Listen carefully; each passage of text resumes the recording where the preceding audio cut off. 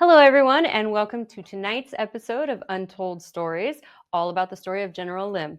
Before we get into that, however, I would like to do my favorite part of the show where we ask where everybody is streaming in from. So if you're new here, please let us know where you're streaming in from. I just think it's fun to see where all our at-home audience is, and I do some shout-outs. So first person that we had sign in is from Dallas. So hi, Dallas.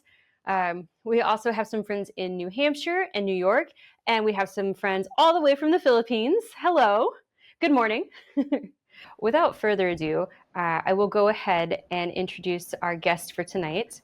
Our guest speaker will be speaking on General Lim, and his name is Vicente Lim IV. He is the Manila Visitor Center Director.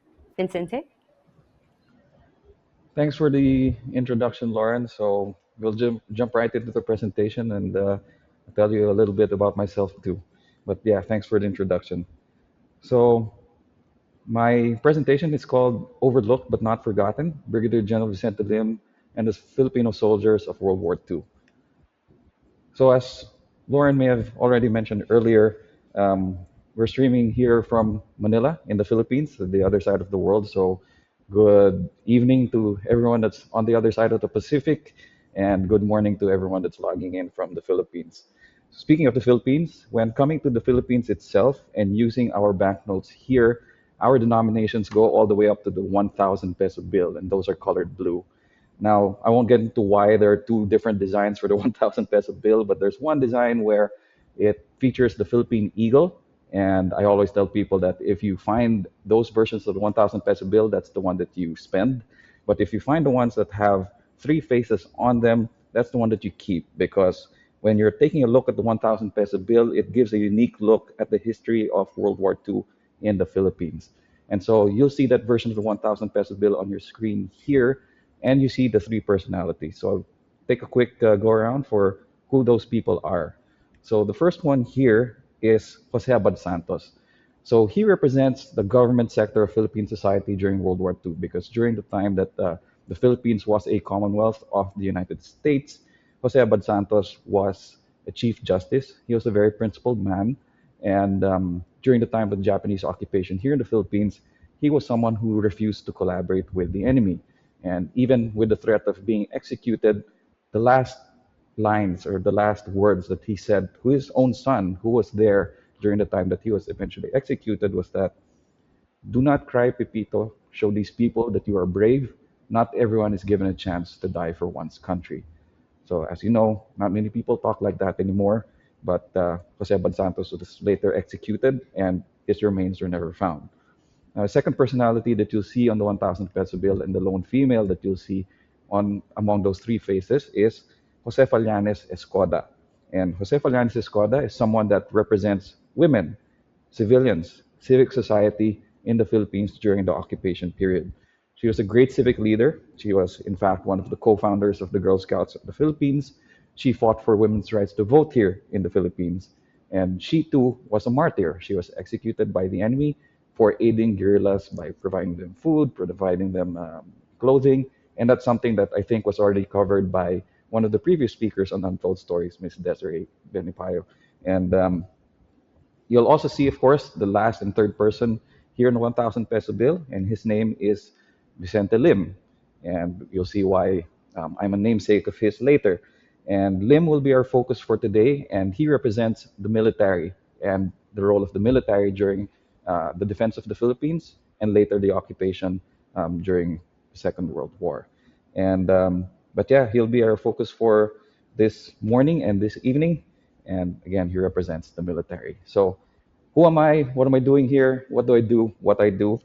So before going into details about General Lim's life, I would like to introduce the agency that I work for. And as you see, I am streaming from the Visitor Center of the Manila American Cemetery and Memorial. And I'll tell you why my story, my own life story, is so intertwined with my work. And like I mentioned earlier, my name is Vicente Lim IV, and I'm the director of the Visitor Center here at the Manila American Cemetery, one of 26 cemeteries administered by a federal agency called the American Battle Monuments Commission, or the ABMC. So there's the logo of our agency there, the American Battle Monuments Commission. So For those of you that don't know about this federal agency, don't worry, not many people do. And even within the US government, we are such a small agency that, again, it's understandable that not many people have heard of us. But the ABMC was a commission that was established more than 100 years ago at this point. So it was established in 1923, and our sole role has been to be the guardian of America's overseas military cemeteries and monuments worldwide. And when I say worldwide, we are spread across 17 countries. And so in those 17 countries, you have a sprinkling of 26 cemeteries and 31 memorials. And it came out of a conundrum that the United States had after the end of the First World War, where you had 100,000 casualties of those that fought and died in Europe during the Great War. And the problem was, after the war, what do you do with all of those remains? And that became the question. If you bring back all of the remains, it would have been at exorbitant cost, but at the same time, you wanted to give honor to the service and sacrifice of those who fought and died during that particular conflict. And so the solution became, well, let's give families an opportunity to choose. Do you want your loved ones repatriated back to the United States, or do you want an overseas burial at beautiful cemeteries that the US government will maintain? So surprisingly, there were 40% of these families who chose for overseas burial. And there, of course, the 60% chose for people to have their loved ones repatriate, the remains of their loved ones be brought back to the United States. But for those 40% that had their loved ones buried overseas, the reasons were varied, but at the same time, there were those that said, well, I want my loved ones to be buried near the friends that they fought with and near the battlefields that they had fought to liberate. So these are very good reasons to have overseas burials. And those that come to our cemeteries actually say that, well, I guess we don't regret that decision to have them be buried overseas, because our sites are definitely beautiful and are a fitting tribute to those that fought and died in that conflict. Now, of course, during the Second World War, it was a much larger conflict, much larger geographical area, and it was, of course, beyond the shores of Europe, and therefore, more casualties, the same conundrum came up. And surprisingly, it was the same percentage or the same split, where 60% chose repatriation back to the States, and about 40% had their loved ones again buried overseas. And which is why you have a place like the Manila American Cemetery, which is specifically a World War II cemetery. So speaking of the Manila American Cemetery, among the 26 cemeteries that we have, a lot of people will probably say, well, maybe your biggest cemetery is the one in Normandy, which is the one that appears in the first scene of Saving Private Ryan. But in fact, the largest cemetery that's maintained overseas by America, by the American Battle Monuments Commission, is the Manila American Cemetery. So we have a site here that's 152 acres big, and we do have the largest number of burials here. So we do have 17,000 buried in our cemetery alone, and those American servicemen and women, as well as Filipinos, that are buried here after having fought in the Pacific theater of the Second World War. And there are 36,000 more names on our walls of the missing for those servicemen and women whose remains were never found after the war. So all in all, if you do the math, 17,000 plus 36,000 means that we take care of more than 53,000 individuals in our cemetery alone for those that fought in the Pacific, as well as the China-Burma-India theater of operations. So in this next slide here, you'll see an aerial view of this beautiful site. So of course, you see some of the 17,000 headstones in circular pattern there, surrounding what is the central feature of the cemetery, which is the memorial. And you'll notice that there are many panels in those hemicycles, and each of those names or each of those panels and all of those walls have those 36,000 names of those whose remains were never found. Now, if you try and summarize the agency's mission, it comes down to three simple things. So the first one would be, well, keeping the grass green. So keeping the grass green means maintaining all of the horticulture, the flora that you see in our cemeteries. You have perfectly mowed grass, you have well-shaped bushes, you have well-shaped trees, and the selection of these trees, flowers, plants, and the maintenance of the grass is, not just for kicks. It's really to provide a fitting tribute to the men and women that are buried at our sites. And I think the way that it's maintained just shows the dedication to making sure that they're given a proper tribute and given proper honor here. The other part of that mission is keeping the headstones white. So as you see here, the iconic headstones of the ABMC cemeteries, again, showing just the scale of that sacrifice that was made during the First and the Second World Wars. And as you can see here, the plot areas of the Manila American Cemetery just show the scale of the sacrifice that was made in the Pacific. And the maintenance of the structures, the monuments, also are another part of giving a fitting tribute and a stately tribute to those that fought and died. In this next slide here, you'll see the walls of the missing, again, containing the 36,000 names on our walls. And again, a big part goes out to the 40 employees that we have here on site, of which two of them are American, our assistant superintendent, as well as our superintendent who administer the site on behalf of the US government. And for us, the 40 locally employed staff, a large majority of those don't work here at the Visitor Center. They do work out there in the plots, in the grass, in the weather, every day of the year. And it's a credit to their work, their dedication, and their willingness to work out in the sun, in the rain, in whatever conditions to, again, give a fitting tribute to those that are buried and memorialized here. Now, my part or our part of the role that we play here is the third pillar of our mission. So we keep the grass green, we keep the headstones white, but we also tell the story because we realize that all of the people that are alive today, many of them are far removed from the First and the Second World Wars at this point in time. And those that experienced the war, have a memory of the war, and have a direct connection of it at this point, many of them are gone and are not with us anymore. And to many people that are alive today, all of this is just a part of history. And sometimes history is easily forgotten. And so it's our role here to make sure that we keep those stories alive, to keep that memory alive by telling the story. So you always say that all of these men and women die the first time on the battlefield. They die a second time when we stop speaking their names and we stop telling their stories. And so it's for us to make sure that those names keep getting spoken and those stories are always told. Here in Manila, in particular, we always say as well that this is as much a Filipino story as it is an American one because we are in the Manila American Cemetery. But as I mentioned earlier, there are Filipinos that are buried here. There are Filipino names that are on the walls of the missing. So we have 570 Filipinos that are buried out in the plots, mostly Philippine Scouts. So those of you that are watching are probably familiar with that formation of the US Army. So we have 570 Filipinos that are buried out there in the plots and almost 4,000 Filipino names on our walls of the missing for those Filipinos whose remains were never found but fought side by side with their American comrades in arms. So you also notice from this picture, one of our two flagpoles. Of course, the other one flies the American flag, but we're kind of unique in that the host nation flag, in this case, the Philippine flag, flies over the grounds on a daily basis and not just on special occasions. Because, again, with the number of Filipinos that comprise about 20% of the entire population that we basically take care of here, the Filipinos that are buried and memorialized here earned their place of honor here. So there is one name among those 36,000 which you'll be hearing a lot of because one name that stands out, especially for me, is the name of Brigadier General Vicente Lim. So he's one of the names on the walls of the missing because his remains were never found after the war. And of course, I'm his namesake. I am Vicente Lim IV. So if you have a fourth, you have a third, you have a junior, and tonight we'll be talking about the senior, the original Vicente Lim. So why is my story so intertwined with him and the work that I do here? So for 10 years, I didn't start working here. This is not my first job. In fact, I had worked for 10 years in a very different industry before. I worked in the tech industry, more in the fraud and risk management space. I have no degree in history. I have no degree in anything to do with taking care of museums or visitor centers. All I brought to the table when I entered the agency was my passion for, again, telling the story of not just my great-grandfather, but many others like him.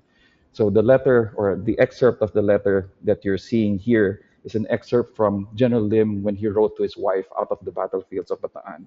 And in this letter, he said, "With all of this talk, I sincerely give all of the credit to my officers and enlisted men. They're the ones who did it all. Mine was only to inspire and to lead them. And when history is written, I'll give them all of the credit, and their satisfaction is mine to share." So when I was a very young boy, I realized that this was a very humble promise by all accounts, a great man. Unfortunately, he never made it through the war himself, and therefore he never got to fulfill that promise to tell the stories of the men that he fought with. He didn't want his story to be highlighted solely. He wanted credit to be given where credit is due to the men and women that served with him And unfortunately, he never got to do that. And so I took it upon myself to maybe fulfill that promise on his behalf.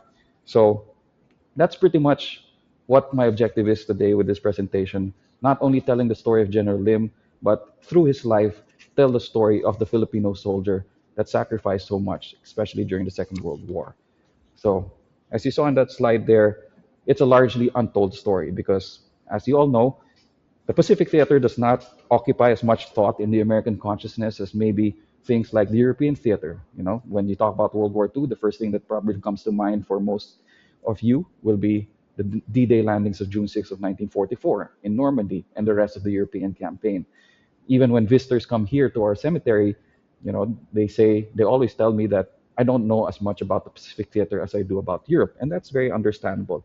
And so, even in official histories, for example, if Americans don't know about the American portion or contribution in World War II in the Pacific, more so do they know about, it's much less that they know about the Filipinos, because even in the official histories, most Filipinos are pretty much unnamed actors in the fight, despite the fact that during the defense of the Philippines in those dark days of 1941 and early 1942, more than 80% of the fighting force was actually comprised of Filipinos. And the rest of that percentage, of course, were the Americans, which had their own contribution as well to that campaign of the defense of the Philippines during that time. So more light needs to be shed on the Pacific, more light needs to be shed on this side of the war. But of course, the Filipino side of the story has to be told as well, and which is why I'm here today. So in the middle of that big story is, of course, my great grandfather, Brigadier General Vicente Lim. And he just happens to be someone that had a life and a career that intersected a lot of the important events in Philippine military history. A lot of the important events ran parallel to his career. And so it also tells the story of American military experience here in the Philippine Islands. So my hope is that I'll be able to tell that story here. So not just of General Lim, of course, but also the Filipino soldier through Lim's experiences and life. So he's just one of thousands of others, in the same way that the three faces on the 1,000 peso bill, which I showed earlier, represents many other Filipinos from other sectors of Philippine society.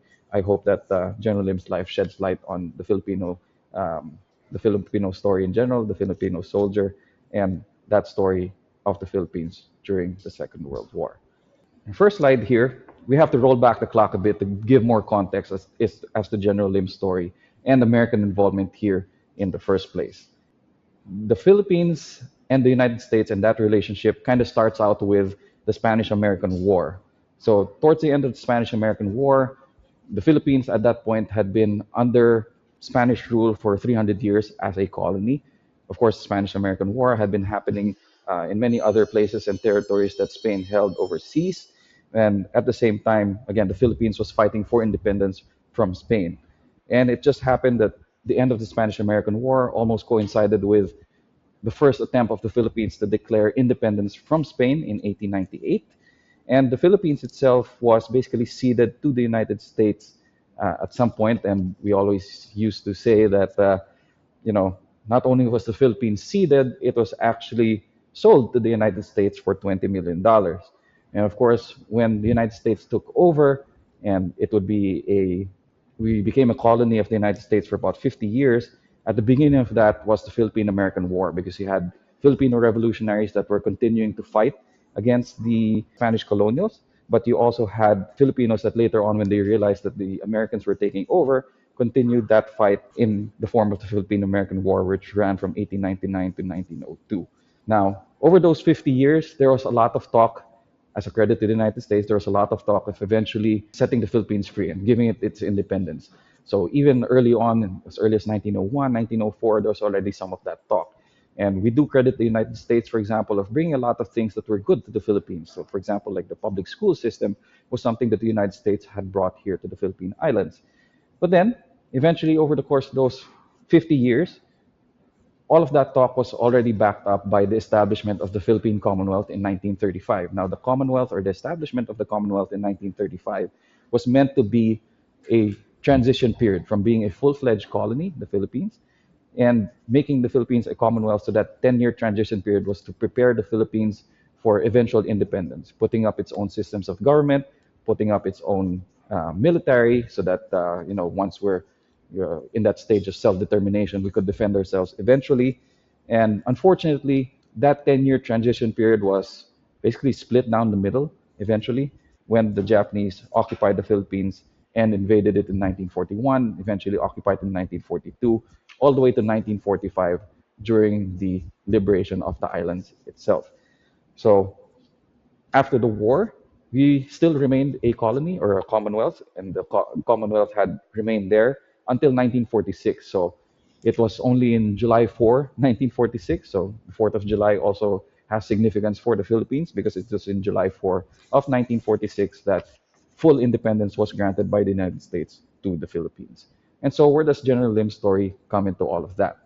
So Vicente Lim was born in Calamba, Laguna, so one of the provinces south of where Manila is, and I hope that some of the map here kind of shows you some proximity as to where Laguna is relative to Manila. So on the upper left corner of that graphic over there, you'll see where the general area of Manila is, and to the south are provinces of Cavite and Laguna. Calamba is also marked there. That's the hometown of General Lim.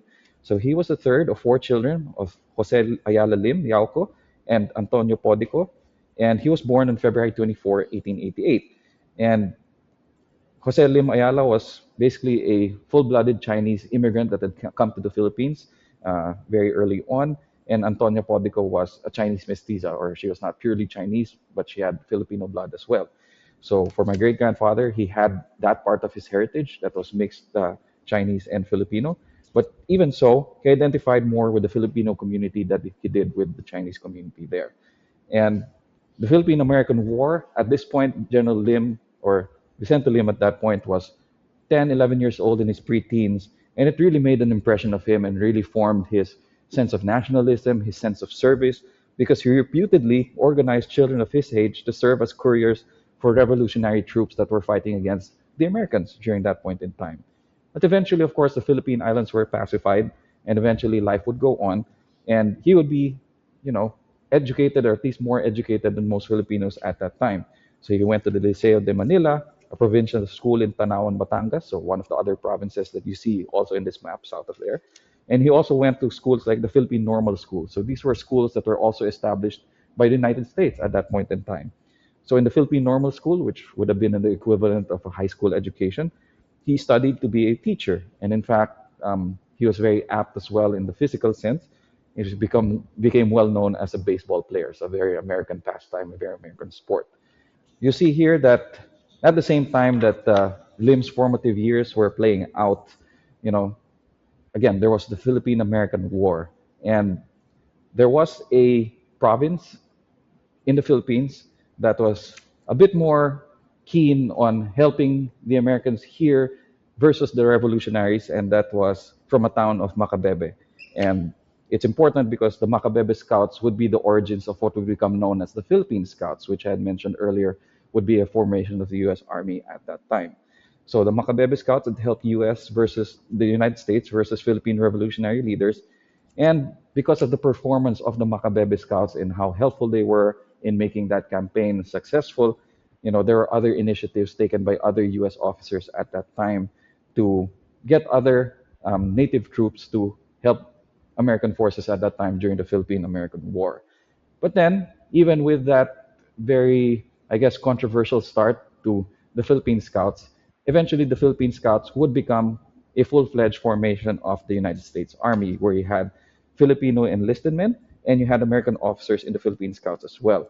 You had a few Filipino commissioned officers that were promoted from the ranks, but there were also those that were eventually put into the Philippine Scouts after graduating from the service academy, such as West Point and Annapolis.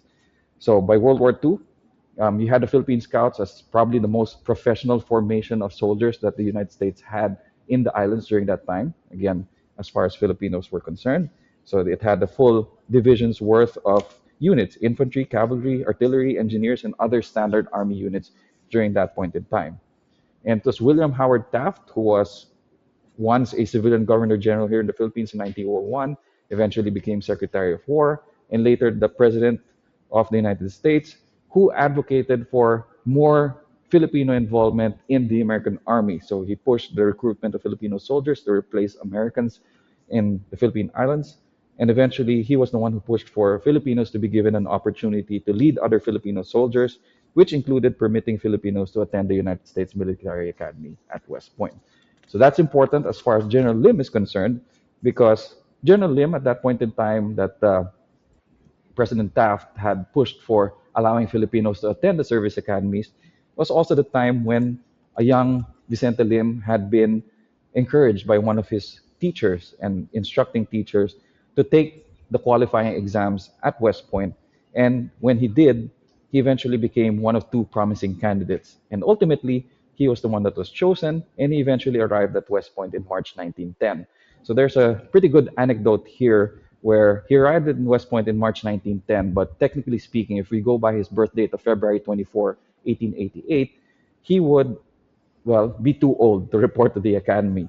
And so in the official records, instead of February 24 as his official birth date, it became April 5, 1888, because, well, I guess the records were modified a bit so that he would fit into the maximum age. And therefore, in many records, you will see that his birth date is April 5, and that made him fit into the maximum age of the academy according to regulations at that time. Now, when he attended the academy at West Point, cadets give, well, nicknames to other cadets. And the nickname that was given to Vicente Lim at that time was Cannibal. So it either reflected something that was, well, I guess, tough love that was given to other cadets, but at the same time, it also reflected the general ignorance of, Americans of what the Philippines was, where it was, and what it was all about. So General Lim, aside from those kinds of challenges, faced many challenges as well. He hardly knew enough English. He had difficulties in certain subjects that he never otherwise would have been exposed to here in the Philippines, like military engineering. And even during his time in the academy, there was little incentive for him to excel academically. Because for Filipinos that were being commissioned in the Philippine Scouts after graduating from West Point, the only track that was available for them was to join the infantry, which was usually the last in terms of preference of, joining formations like the engineers or the cavalry, for example, or artillery. It always was destined for the infantry. And it's not really a bad thing. It's just that there was no incentive for Filipinos at that time to excel academically, to have the pick of what their branch of service or area of service would be. And so, in terms of facing prejudice, of course, there was a lot of that during that point in time. And for General Lim, he was one that was very passionate about making sure that Filipinos got their due and were not being discriminated against. And in fact, sometimes he would respond in more physical means. And there's one story where even near the point of his graduation from West Point, he would be walking off demerit. So for those of you from West Point, you probably know what that means. And that was because he had gotten into an argument with his professor who made a derogatory remark against Asians and Filipinos. And basically, Lim kind of defended himself and Filipinos in general during that point in time. But there were other subjects in which he did well in, and those were subjects such as philosophy, math, and Spanish. And you'll see here in his West Point yearbook how his skills in Spanish made him very popular among his classmates. So again, in this screen capture that you see here from the 1914 West Point yearbook, again, you'll see the nickname that was given to him was Cannibal. Even the caricature you see there kind of depicts what the image was, the Filipinos during that point in time. And you'll also see that I highlighted there that he was known to be an ardent supporter of Philippine independence.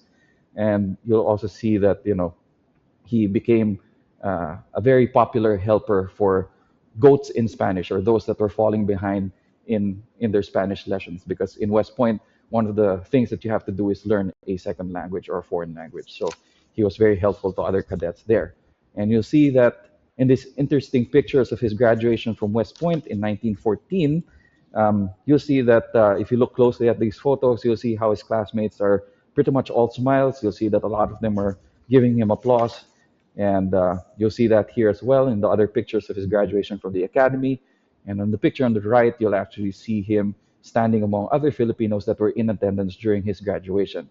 And to the right of General Lim there in the dark suit is actually Manuel L. Quezon, who would eventually become the president of the Philippine Commonwealth when it was established many, many years later. So Speaking of his popularity among his classmates was a syndicated article that was distributed among many periodicals in the United States upon his graduation. So it kind of highlights there that it was a feat that Lim graduated, and he graduated not at the bottom of his class, he graduated in the middle of his class, actually, about 77th out of more than 140 cadets that were graduating at that time. And you'll see here in those highlighted portions how Lim became very popular among his classmates, and that he graduated to a lot of raucous cheers during his graduation ceremony, and that he had made many friends during his time in West Point. So it was definitely an important time in his life. Now, after graduating from the academy, he made his way through Europe, and this was the time that the First World War was just about to start and was already, I guess, well underway. And eventually, he would find his way back to the Philippines. And his first assignments were in many different portions of the Philippines. So his first assignment was in Fort San Pedro in Iloilo, one of the provinces in the central portion of the Philippines. So this was pretty much a neglected post. It was a former Spanish fort, but General Lim did enjoy his time in this particular fort or his assignment here because it offered many opportunities for socialization in what was then, I guess, the second most prominent city in the Philippines after the capital city of Manila. So you'll see that Fort San Pedro is actually circled in that picture over there, and behind it is the rest of Iloilo City in those early years. And his next assignment would be in Fort Mills in Corregidor Island. So for those of you that know, again, the campaigns here in the Pacific, you'll know that Corregidor is something that plays a very important role, especially during the Second World War, because this is where MacArthur would eventually be stationed. And among the 30 officers that were assigned to that particular post, Lim was the only Filipino then. So you kind of get a sense of the dearth of Filipino officers at that point in time, and Lim was already blazing a trail for them. Eventually, he would be assigned to the Philippine Constabulary School in Baguio, and this presented a lot of professional opportunities and promotion opportunities. And the Philippine Constabulary, of course, was a formation which was more of a constabulary force, a police force, and internal security force at that time. But being that Lim was one of the few Filipino officers that was qualified to be an instructor, he had been sent there even if he was part of another formation, which was the Philippine Scouts. So it was in this point in time where Lim had also many personal milestones, because it was here that he would eventually meet his future wife. And after 3 years of graduating from the academy, he eventually would meet and eventually marry Pilar Lardizabal Hidalgo, so who had her own distinction as well. So she was a prominent Filipina who had her own achievements. So she was the first Filipino cum laude graduate, female cum laude graduate of the University of the Philippines, which again was established by the United States as well. She was a great civic leader, and just like Jose Falianes Escoda, who was one of the faces on the 1,000 peso bill earlier, she also was one that fought for women's rights to vote and was one of the co-founders of the Girl Scouts of the Philippines. Now, Vicente and Pilar would eventually be married on 12 August 1917 in a military wedding in Quiapo Church. Now, the interesting part here is that, again, there were not many military weddings that had occurred here in the Philippines during that point in time. And so one of the anecdotes out of that wedding was that, well, when they had walked under crossed sabers down the aisle, a lot of the visitors basically scampered away from the church out of fear that they were being attacked, because they were not used to the visuals of having sabers brought out over the aisle. So, of course, after the wedding, they knew that Baguio would not be the permanent post of General Lim or Vicente Lim at that time, and he had subsequent assignments to other portions of the Philippines, such as Jolo and Zamboanga, which is in the southernmost portions of the Philippines in Mindanao.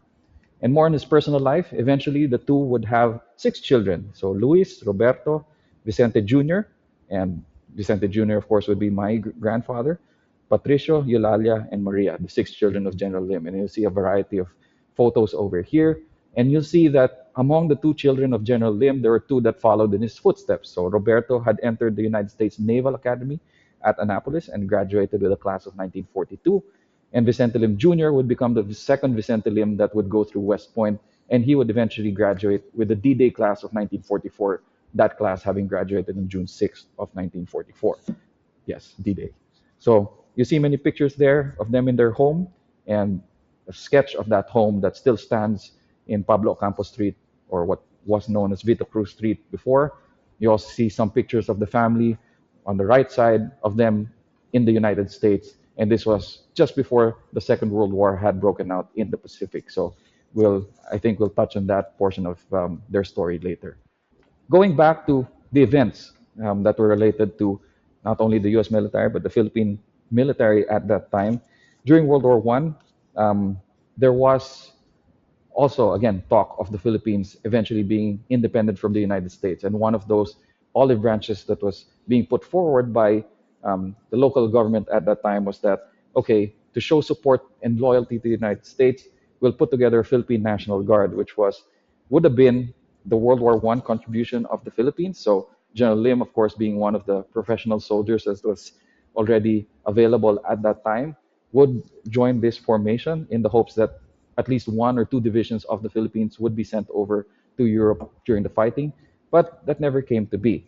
And the rest of Lim's U.S. Army career can be traced in the many different schools that he would go to. So after the First World War and the Philippine National Guard not being sent to Europe, eventually Lim would be sent to other schools in the U.S. Army in the United States. So he went to the U.S. Army Infantry School in Fort Benning in Georgia in 1926.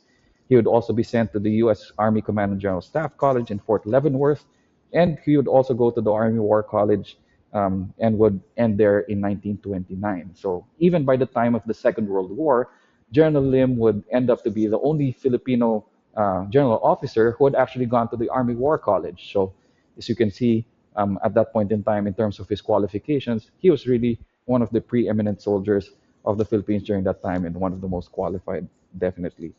Unfortunately, after going through all of these schools, there were some limitations in terms of career advancement, even within the U.S. Army, even for someone as prominent and as qualified as General Lim.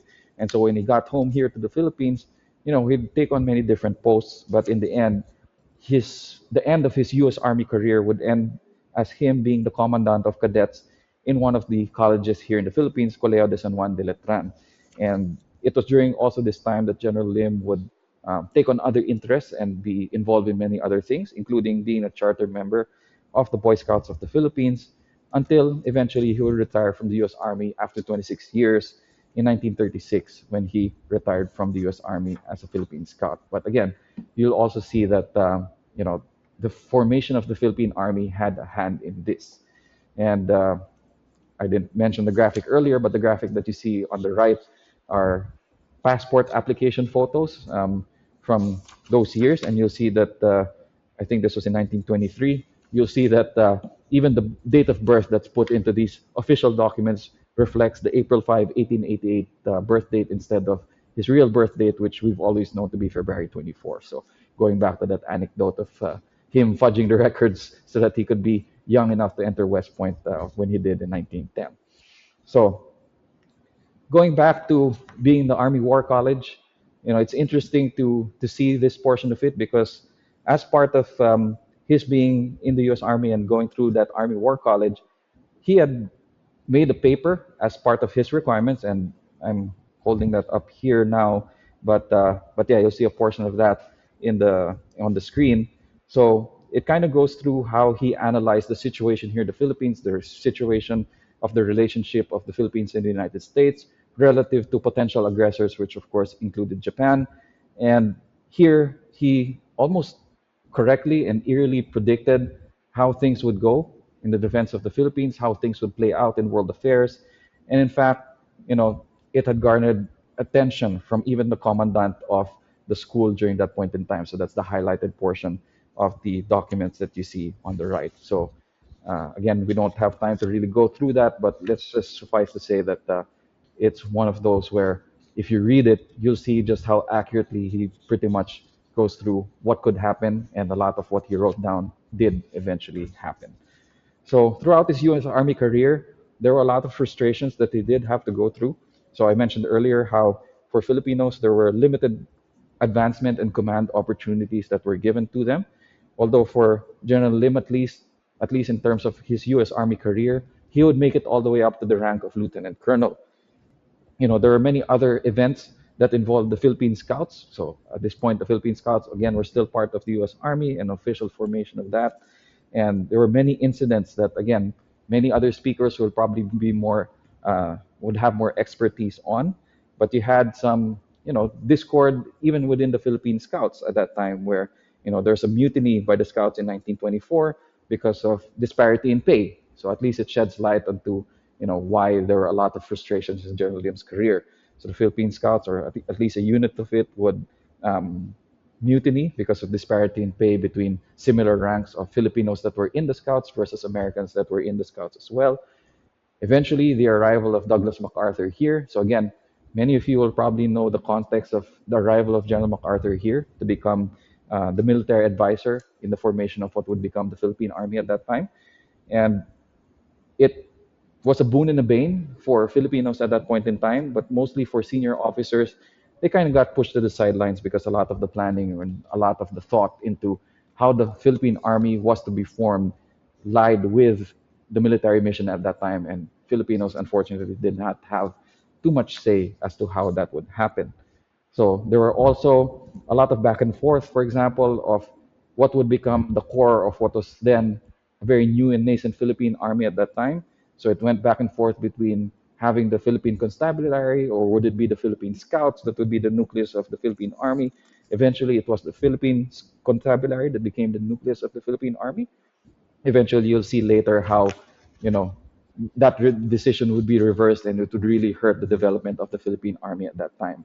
And you'll see why I have to go through all of these frustrations, because it does play into how things proceeded during the defense of the Philippines when World War II broke out. So when the Philippine Army was established after the formation of the Commonwealth, so it was one of the first orders of business that when the Philippine Commonwealth was put up, and I mentioned earlier how the Commonwealth was a 10-year transition period from, becoming a full-fledged colony to eventual independence. The Commonwealth Army had many problems during that point in time. So it was very ambitious, rapid expansion of enlisted ranks without having the proper foundation of good non-commissioned and commissioned officers. There's a lack of understanding of the on-the-ground situation, and there was a period of time when, there was confusion, or at least a divided attention between making it a combat formation versus using it as a vocational school, because a lot of those reservists that were being brought up in the Philippine Army, some of them never had enough of an education, and so there are a lot of distractions such as that, and it really played into how the Philippine Army was not fully ready by the time that World War II broke out. So there are also other incidents like the walkout of Philippine Scout officers that were seconded to the Philippine Army at that time, and eventually moving them over back to the U.S. Army because they were not happy with, the benefits and status that they had to give up. They also had limited career opportunities there, and promotion opportunities went unfulfilled, and therefore that was their frustration as well. And so General Lim, at this point in time, had moved up through the ranks of the Philippine Army because he had given up basically his pay in the U.S. Army and his rank in the Philippine Army, or in the U.S. Army, to join what was then a very new and very nascent Philippine Army at that time. And when he moved over to the Philippine Army, he initially became the chief of the Philippine Army's War Plans Division, and he was probably the only Filipino that was, qualified to do that. And at the same time, he would move up the ranks and make it all the way up to Deputy Chief of Staff of the Philippine Army. Of course, he had his own ambitions to get to the top post, or the Chief of Staff of the Philippine Army, but of course, he had, there was politics involved, and there was, despite his qualifications, it always seemed to be out of reach, and therefore it was made to be a career frustration for him. So again, there are a lot of career frustrations. There are a lot of things that were out of reach for General Lim, including the top post of the Philippine Army.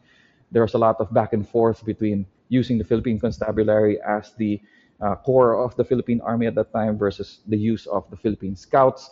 And because of these decisions and these expensive mistakes that were made, not just by MacArthur, but also by the Philippine Commonwealth government at that time, there was a lot of 11th hour changes and a lot of handicaps that were not considered. And so as late as, just within a year or even less than a year before the outbreak of the Second World War, there were many changes, and there's a lot of catch up that's being done both by the United States and the Philippines in forming what was then an ambitious Philippine Army that was in number 10 divisions worth of soldiers that could be called up at any time. But, at the time of the breakout of the Second World War, it was pretty much too late, and it was hard to really prepare and get the Philippine Army really prepared for the war that was about to come. And so I know that there's not enough time to go into detail about some of these, but there are resources out there that will talk about these things more in detail. So we'll move over to the rush to prepare for war. And so you'll see here, again, a more personal touch as to what it was like on the ground for the Philippines during that time when, in the late 1930s, the early 1940s, where it was very palpable that a war or a conflict was about to come here in the Asia and the Pacific. Of course, the war in Europe had already started. The Japanese had already, by this time, already invaded China and had its own ambitions there. So it was only a matter of time, or at least that was the feeling on the ground, that it was only a matter of time that the Philippines and the United States would get involved in some sort of fighting here in the Pacific. And as you'll see in this excerpt from one of General Lim's letters, he was, like many others, very eager to prepare for war. And in this case, you'll see here that as early or as late as March 5, 1941, so this was a few months before the war actually started, he said, about the first week of April, I may go to have all of my teeth pulled out and put false teeth so that I will not have any dental trouble if war ever came. So he wanted to put himself in fighting trim before the war started and not have to worry about cleaning teeth or having a toothache and anything like that. So I guess it highlights just his dedication to the service. So I want people that are listening today to think about, well, if you think war is coming, would you go as far as to wanting to put all of your teeth out and putting false teeth instead, just to prepare yourself for war physically? So I don't know if he actually went through with that, but at the very least, a few months before the war, he thought of it. On the military front and elsewhere, aside from the individual level, again, there was a shift to prepare for war. So, unfortunately, during that point in time, there were many factors that went into, again, a lot of the build up to preparing for war to be too little too late.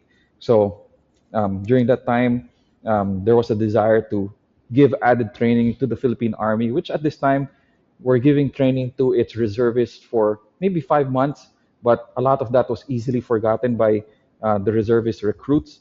So there was a lot of desire to strengthen at least some of that training for the Philippine Army. There are a lot of additional resources that were requested by the U.S. Army to be brought here to the Philippines. And they wanted authority to call up the Philippine Army in case war would break out to augment what were U.S. Army units here during that time. So there was, in fact, an effort to rush supplies, material, and personnel here to the Philippines. But this was already in December 1940 and early 1941. So as you can see, with the outbreak of the war at the end of 1941, a lot of it was really too little, too late. And even again, going back to the palpability of the sense of, okay, a war is coming.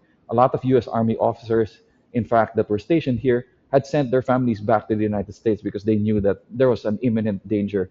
And for Lim, he did send back his family. Well, he sent his family to the United States from December 1940 to early 1941. And that was aside from the two boys that he had attending the service academies during that point in time. So there are a lot of other things that were happening at that time. MacArthur was called back into active duty.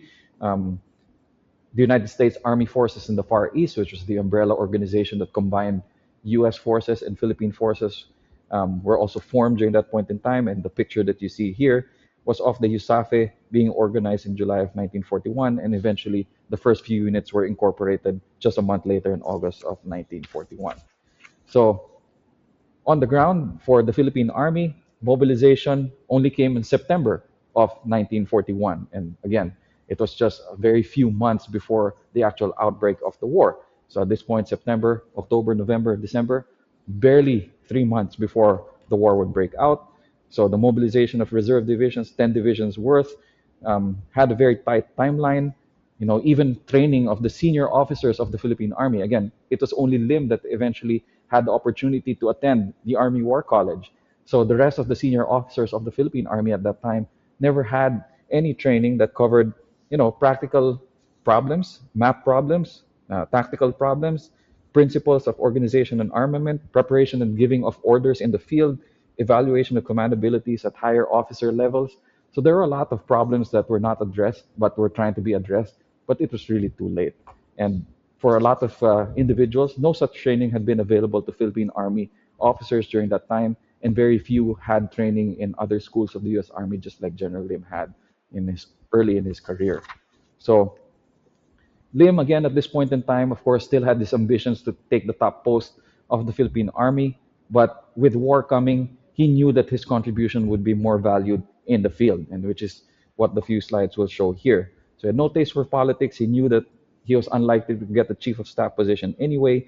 And as early as August of 1941, Lim knew that he would be commanding a division in the field. So from his deputy chief of staff post, he would go for, a field command, and therefore would be the commander of the 41st Division of the Philippine Army at that time. And therefore, he was quoted as saying, "There's nothing better to a soldier than to be in command of a fighting unit out in the field." And so the 41st Division was actually a reserve division that was called from the 4th Military District of the Philippines at that time, because the Philippines was divided into many military districts, 10 of them. And from the 4th Military District, it had come from many provinces from that district, including Manila, Batangas, Laguna, Cavite, Palawan, Rizal, Oriental Mindoro, Occidental Mindoro. And it's important to note that Laguna is the home province of General Lim, and therefore the men that he would command would come from the provinces that were either in or beside where he had been born. And that includes the capital city of Manila as well.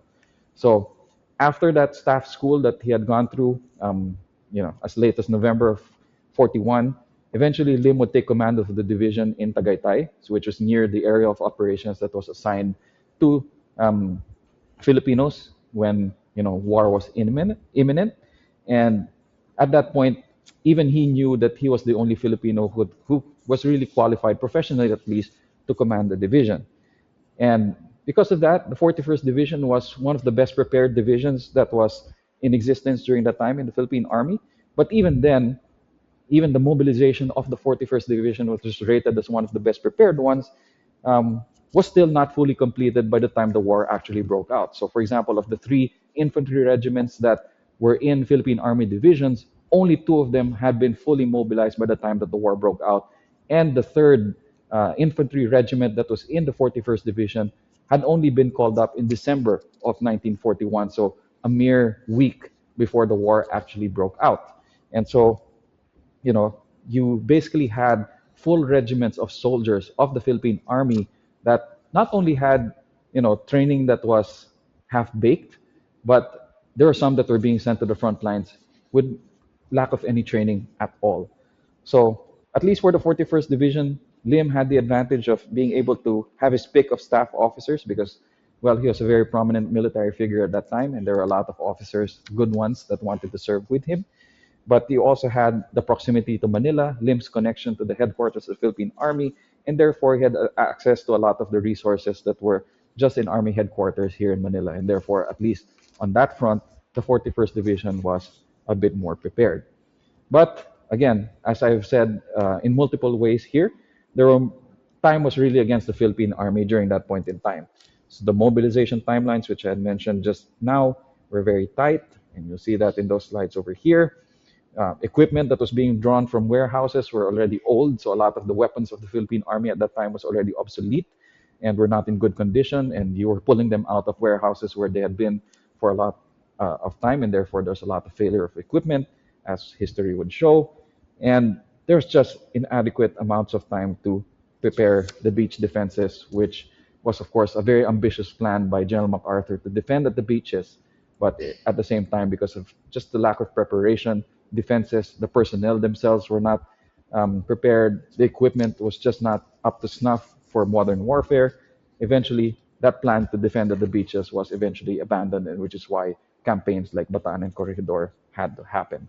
So we go on to the next slide here.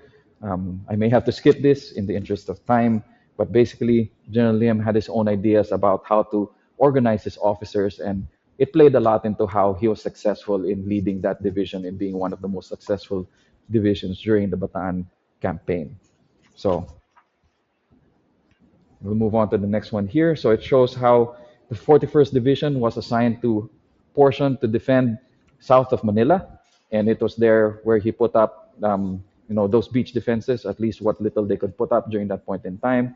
And you see that picture over there where some of his men were preparing some bridges to be blown, in case the defense would have to fall back into the inland portions of those provinces or those coastline areas. Now, this is important because the Philippine Army, again, would try to defend at the beaches, and a lot of Japanese forces would land in the northern and southeast portions of Luzon, the main island here in the Philippines. But the 41st Division was one of those units that was fortunate enough to make that withdrawal back into the Bataan Peninsula, being unmolested or didn't face the Japanese in combat until they got to Bataan. So it was an intact division when it went back into Bataan, and you'll see some of the maps over there where the highlighted portions show where the 41st Division was in the first line of resistance. So in Bataan, at least they had some time to prepare some defenses there, and them being given the widest portion of the line. They were in the center, they held the largest and widest portion of it, and there were many attacks that the Japanese would eventually make against the division's line on Bataan. And in many cases, they would drive away the Japanese adequately.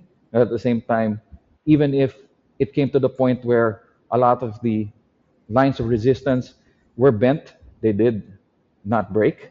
And at least for their portion or their role on the line there in Bataan, the 41st Division never broke any lines, and they kept their portion of the line there.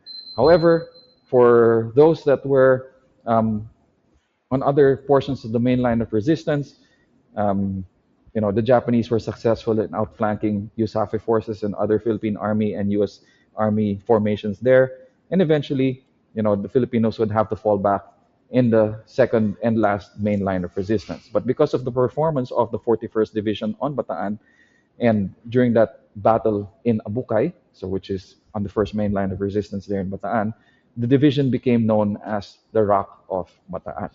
So to basically describe the performance of the division during that point in time, I will just read out a few excerpts from the book Frustrated Ambition, which is written by Bruce Meixel. So that's one of the books that I'm holding up over here. So again, if you're interested in how General Lim's life kind of intersects a lot of the important portions of Philippine military history as well as the U.S. military experience here, this is an excellent resource because it really shows you, again, General Lim's life, yes, but everything surrounding his career and how it affected the larger picture. So from that book, Meixel does say that Abukay established the 41st Division reputation as the best Philippine Army division on Bataan, and Lim's reputation as the best Philippine general at that point in time. So that's the first quote that you see here. And then he also says that the 41st Division had neither history nor tradition. He had not had his pick of recruits, nor had it nearly a year of training. He had no modern weapons or small arms, nor a cadre of long-serving NCOs, nor American officers with command authority down to the platoon level. It's worth noting that no medals of honor to the Philippine Army soldiers were given. Only 4 Distinguished Service Crosses, which of course is the second highest medal that's given in the U.S. military, went to enlisted men of the Philippine Army, but 3 of the 4 DSCs were soldiers of Lim's division, which kind of speaks to the bravery and, again, the skill of the soldiers that fought under and with General Lim at that point in time. And the picture that you see here is General Lim making a makeshift command post out of a pig pen during the desperate fighting on the Bataan Peninsula. This is one of the letters that General Lim wrote to then President Manuel L. Quezon out from the field in Bataan in January of 1942, where he says that, he checks on his men. He's not one general that stays in the dugout. And yeah, these are just interesting looks at the insights of General Lim during the fighting on Bataan. So I mentioned earlier that from the first line of resistance on Bataan, Philippine and U.S. Army forces would eventually have to fall back in their last and second main line of resistance, which ran from Orion to Bagak.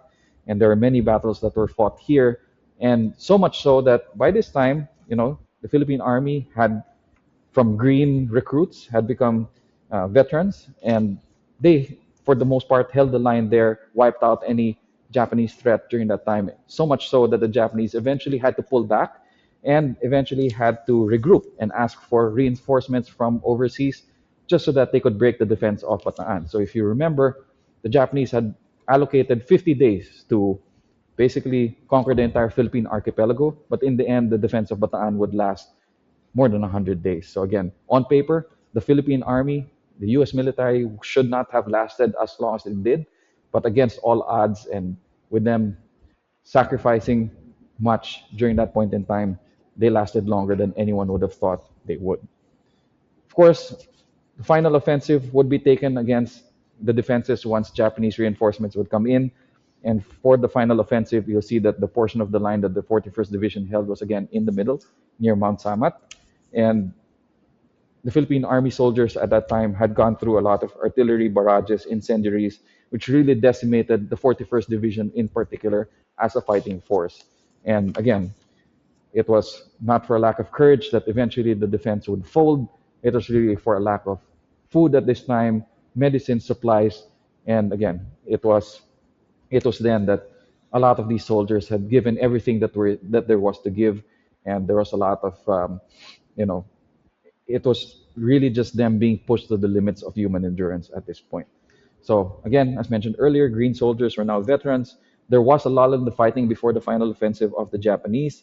And you'll see here that even the 41st Division, aside from having additional training while there was no active fighting, had even made formations such as a scout platoon. And you'll see those pictures from Bataan there. But also, it was this period in time where, of course, supplies were dwindling, and even though there was no fighting, rations had to be cut further than they already had been during the start of the Bataan campaign. And it was in that state of hunger that, a lot of thoughts would fester in the minds of soldiers. There was boredom, there was hunger, but also it provided time where, little annoyances would become things that people would form into grudges and a lot of resentment, for example. So there's a lot of resentment between Filipino and American soldiers at that time. There's also a lot of resentment against even generals like MacArthur, for example, when they found out that MacArthur had escaped to Australia, and the fact that a lot of soldiers would consider him as dugout dog just because he didn't go out much into the field. So there's a lot of that, and it really played into the sense of a lack of hope. And that plays into General Lim's prominent role during the fighting in Bataan. So again, taking a few excerpts from Bruce Meixel's book, you see that everyone knew things were better in the 41st, and Filipinos were like brothers in General Lim's division. Perhaps here lies Lim's unexamined and unappreciated significance to the campaign. So even if Lim lacked the authority to influence strategy, no senior officer on Bataan was as respected by both Filipinos and Americans as General Lim, and his presence on Bataan gave hope to his own men and encouraged his officers to do more than they might have otherwise attempted. So eventually, Philippine and American forces would be forced to surrender, and you see the pictures of General Lim here at the point of surrender. So I think the Japanese realized what a public relations victory this was, to have one of the most prominent soldiers here in the Philippines be captured. And so that's what you see, the stage photos that you see here. And in fact, the picture on the right, for example, which shows General Lim and one of the other general officers of the Philippine Army at that time, is a still from one of the only, or probably the only video footage of General Lim that I know of, at least. So that's the one that you'll see in this clip here.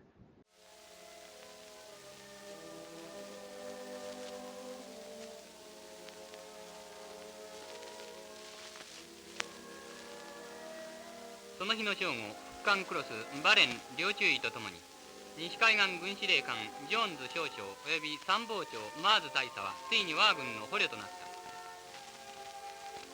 た。あとはただコレヒドールだけを残してバタン半島の米飛軍は完全に壊滅した。総攻撃を開始してわずかに9日目であった。 Okay, so here you go. So for General Lim, you saw that again. It's fascinating how he showed up in Japanese propaganda reels along with other Filipino and American officers during that point in time. So after the fall of the Philippines, of course, and after the fall of Bataan, many people would die from what would become the Bataan Death March. And for Lim, it was initial imprisonment in Camp O'Donnell and Capas Tarlac, one of the POW camps there. Filipinos were eventually released from the POW camps, unlike Americans who were kept in many other different POW camps later on to be used as slave labor. But for Filipinos, the initial release was based on the Japanese thinking that, okay, maybe Filipinos should be released on the condition that they would not join the resistance, that they would not join the guerrilla movement. But of course, for A lot of the Filipinos that would eventually be let go, they would do the opposite. They would join the guerrillas and the resistance anyway. And for Lim and other senior officers, they were offered high posts in what was then the puppet government of the Japanese at that time. A lot of them would eventually be forced sometimes to collaborate and be forced to take these posts. But for Lim, at least he had some excuse where he convinced the Japanese that, well, he was too sick to do anything, and he feigned illness by being confined in what is now the Philippine General Hospital. He claimed great sickness, and that's how he escaped having to collaborate with the Japanese or having to serve in the puppet government. But it was from this hospital bed where he would eventually conduct a lot of his guerrilla support through financing and organization from. So the picture that you see here is of the Philippine General Hospital, but it's a picture from 1945 during the Battle of Manila itself. So, but that's where General Lim had himself confined. Now, in terms of General Lim's service during that time, there were many, many guerrilla movements across the Philippines. And again, there are more experts that will talk about how effective the guerrilla movement was. But for him, General Lim was financing these activities, coordinating with many different officers that he served with, and he was hoping to unify the guerrillas. But any guerrilla activity that he would carry out was very difficult because he was such a prominent figure during that point in time. And in some cases, that prominence also lent some cases where Filipinos who were wanting to be recognized as guerrillas or even wanted to scam people out of money would say that, well, I need money because I'm working for General Lim, and they wanted to lend legitimacy to their agenda or their intentions, so they kind of used General Lim's name there. Edmund Ellsworth became a nom de guerre that would eventually come out that was associated with General Lim. But ultimately, again, it was very difficult for General Lim to really carry out any guerrilla activities because of his prominence, and the Japanese kept a close eye on him.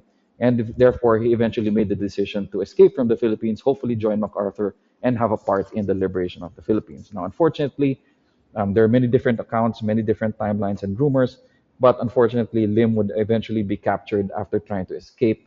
And after this capture by Japanese forces from his boat, eventually, he was taken into Fort Santiago and was later tortured. So, for those of you that are familiar with the Battle of Manila and this iconic photograph, this is the gate of Fort Santiago, and it was very notorious for being a place where Filipinos and Americans and other allied POWs or suspected guerrilla leaders would be taken. And it's said that once you go into Fort Santiago, barely anyone ever comes out.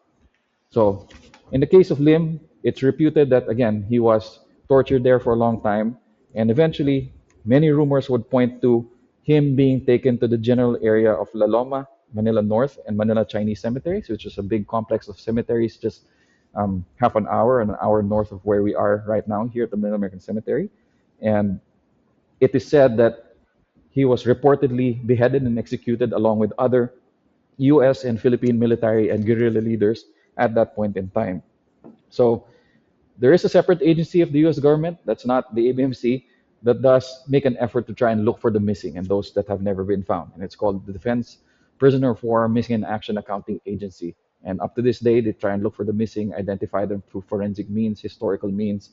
And at least from what they've told me, it is suspected that General Lim may be one of 18 remains that was recovered from the complex of these three cemeteries and eventually transferred there as an unknown. But again, we're not sure about that. Maybe he's been here all this time, buried as an unknown here in our cemetery, or maybe not at all. But again, there are many rumors that swirl around, and we're not sure where General Lim actually ended up at the point of his death and rumored execution or beheading during that point in time. But then we'll go over to, again, I know that I'm short on time, but we'll go through General Lim's legacy after his death and after his death in 1944. And again, Lim is one of the names that you'll find on the 1,000 peso bill. And it's also one of the names that you'll find on the walls of the missing. So that's the picture that you'll see at the top here. He was given a Purple Heart, a Legion of Merit as one of, as two of the many decorations that he would get, both from the Philippine government and from the U.S. Army at that time. Aside from the 1,000 peso bill, there would be stamps that would be issued in his honor. There are many streets named after General Lim. There is, in fact, a Philippine National Police camp that is named Camp Vicente Lim. And you'll see my picture there from 1991 with my grandfather and my father in one of those ceremonies that honored General Lim at that point in time.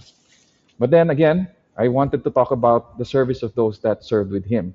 And so it's for me to point out that among those that served as 41st Division soldiers and officers during that time, I guess that line or that inspiration from General Lim at that point led to many careers in the Philippine Army during that time. So some of the officers of the 41st Division of the Philippine Army, two of them would become chiefs of staff of the Armed Forces of the Philippines.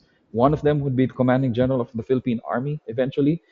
A lot of unit commanders and officers for the Philippine Expeditionary Forces to Korea, or PEFTOC, that were sent to Korea for the Korean War and the Philippine contribution there were officers and soldiers of the 41st Division. So again, that tradition of excellence of the 41st Division of General Lim would continue into later wars and conflicts and would parlay into, again, service by other Filipinos in their own military post-war. And the 41st Division, as you would find if you go into their history, was one of the best decorated and one of the most documented divisions during that point in time. And with many articles, many memoirs that would be published, you've well, I guess the only roster that I know of 41st Division troops, because it's hard to find any roster of any other reserve divisions during that time. You also have, again, a lot of personal legacies that would play out. So again, I mentioned earlier how even when I had a very different day job, it gave me a lot of fulfillment to try and find any personal connections with descendants um, of those that fought in the 41st Division of the Philippine Army. Because for me, getting in contact with the descendants of other officers and men that served there, it gave me a lot of fulfillment to be able to tell them that, hey, I found your grandfather or your uncle on this list. I found out that this is what he did. This is what he was decorated for. So it's not just my great grandfather who you'll see in some of history books. You see him on the 1,000 peso bill, but your grandfather, your father, your uncle was a hero too, just like General Lim, even if he does not come into that. There are other efforts that that are not done by me. There are many other descendants that have realized again their own forefathers' contributions to the war and have put in their own efforts in making sure that their story is told well. And so I'll close this presentation with one last slide here. And so there are many people who would sometimes question why Bataan would happen, and sometimes some of them would put, the lens of, maybe the Americans and their presence here is what caused the Philippines to be a target of the Japanese during that point in time, and maybe there's a colonial tie here that comes into play as to why the Philippines was affected by the Second World War as it was. But I will end with reading my own great grandmother's response to that article that was written by a Filipino columnist at that point in time. And here she says, I read with great interest your Manila Chronicle column last Monday, April 10, A Colonial Tie. I'd like here to acknowledge with gratitude your recalling, even if merely in passing, the memory of my late husband, General Lim, as one of those few military men who behaved in the best military tradition, and who are precisely the heroes that were totally ignored by the heroes that survived. Your column at least made an effort to set that record straight. It is precisely because of these unsung heroes that to me personally, Bataan is not a farce, as you say. It was to me the emergence of the true Filipino spirit, what it really is, under fire and under crisis, and under the noble pressure of love of country. Colonialism, and I am speaking from my own memory of the experience, was hardly in the minds of those who fought, as my husband and those of us who kept the home fires burning for our men at that Bataan front line. It was our country and its survival that was at stake, and whether the crisis was brought about by American presence here or its history interpreted by American imperialism is beside the point. Again, thank you for remembering General Lim, and more power to you. Signed, Mrs. Pilar Hidalgo Lim. I hope this kind of sheds light on the story, not just of General Lim, but the Filipino soldier in general, especially the men and women that fought with him. Thank you. Thank you, Vincente, for your presentation. We greatly appreciate it. And don't worry about going long. You had a lot to present on. That was a very thorough presentation. All right, so I do have a couple of questions already in the chat, but for our at-home audience, if you have questions, now's the time to throw them into the chat box. So the first question is, are any burials allowed in the cemetery today? That's a very good and common question. The Manila American Cemetery, as with many other American cemeteries, is not an active cemetery. So only those that fought and died during the Second World War are allowed to be buried here. So even if someone had fought in the Second World War but survived, would not be eligible for burial here. Okay, interesting. All right. So then the next question we have is, do you know what age the youngest soldier in the cemetery was?